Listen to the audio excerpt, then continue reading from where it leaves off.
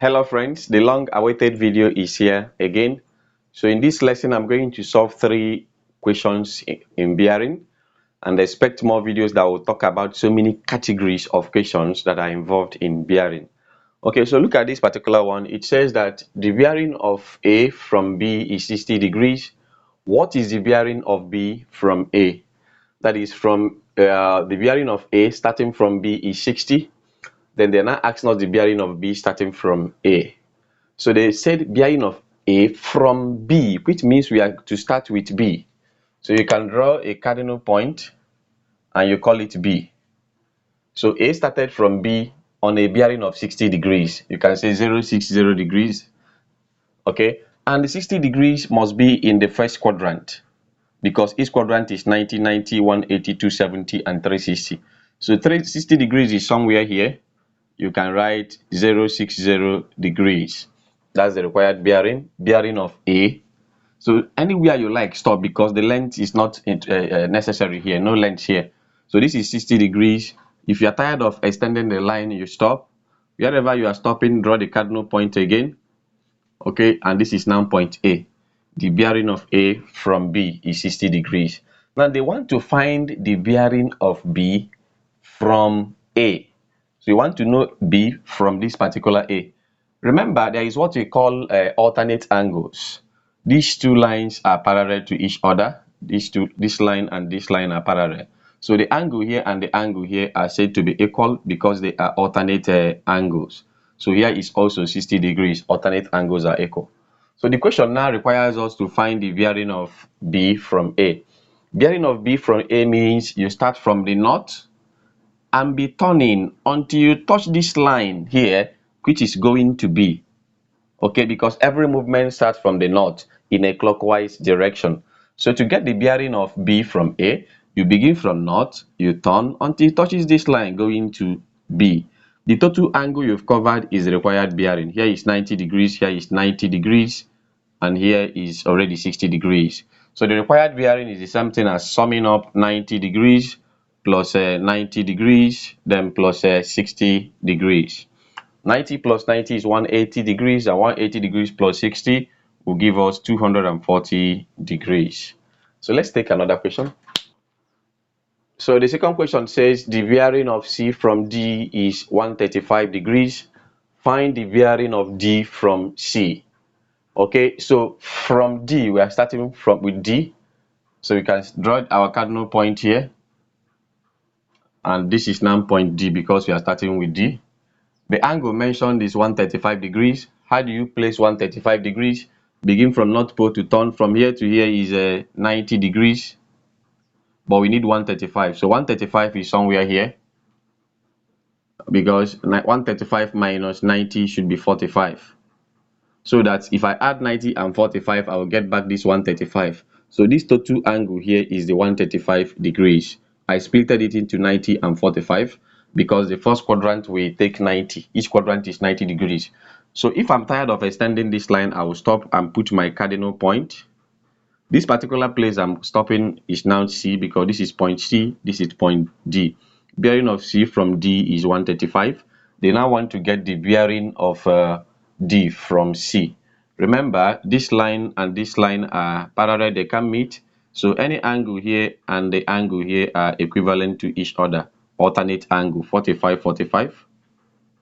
So the bearing of D from C means start from this north pole of C, turn until you touch this particular angle, which is going to D. Each quadrant is 90, this is 90, this is also 90, then we have 45 here.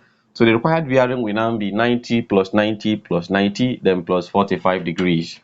So say 90 degrees plus 90 degrees plus 90 degrees plus 45 degrees. If I add 90, 90, 90, I will get 270. 270 plus 45 is around 315 degrees. That's the answer. So let's take one more question. In the last question for this video, it says that a train moves from point A to point B, a distance of 45 kilometers on a bearing of 50 degrees. It then moved another 20 kilometers on a bearing of 120 degrees. Find his distance from his starting point. Okay, now he left point A to point B. The distance is 45 on a bearing of 50. 50 degrees must be in the first quadrant. So if I draw it like this is point A. It left it on a bearing of 50 degrees, 050 degrees. Because 50 degrees is on the first quadrant, that is why the line is going towards this direction. So, and we are told that the distance is 45 kilometers. So he moved 45 kilometers. Then if you are tired of extending the line, you stop. Once you stop, put the cardinal point again. This cardinal point is very, very important in solving questions that are involved in bearing. Okay, so he moved from point A to point B on a bearing of 50 degrees, a distance of 45 kilometers. It then moved another 20 kilometers on a bearing of 120 degrees. 120 degrees from the north. Every measurement begins from the north. So from this particular place, you turn 90 and turn another 30 to make 120. This is 90, this is 30, because 90 plus 30 is equivalent to 120 degrees. Each quadrant is 90, so I've removed 90 here, and out of 120, when 90 is removed, we are left with 30. So it is in the second quadrant. And that distance they are talking about is 20 kilometers. 20 kilometers. If you are drawing this thing, draw it in such a way that for the length, 45 kilometers, should be longer than 20 kilometers when someone looks at it. So you stop here. Once you stop again, you put your cardinal point. This particular point, I don't know. I can call it point C. Okay, so we can now complete the triangle we've drawn now. So how do we complete this? We can join from this particular point to this particular point. We've joined the triangle. Now the question says we should find his distance from his starting point. Look at where the train is now. This is the point it is at this point, because he traveled through this place and ended at this point. So, and look at his starting point. So they want us to find this particular distance.